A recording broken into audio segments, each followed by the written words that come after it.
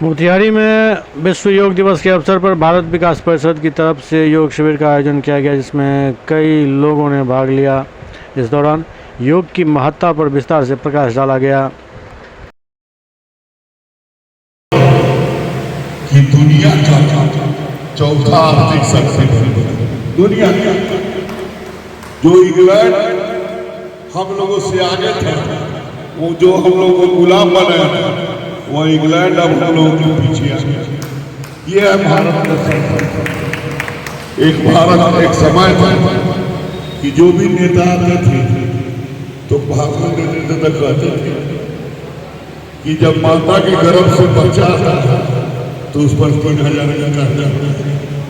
क्या नेता लोग भाषण देते थे, सब लोग अटल जी भी भाषण दिए हैं, इंदिरा गांधी भी भाषण दिए, हम लोग जाते थे भाषण।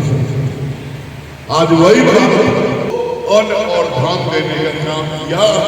कर्जा दूसरे देश को हम लोग दे रहे हैं, कर्जा किसी देश से लेने का काम अब भारत नहीं। ये भारत की संस्था है।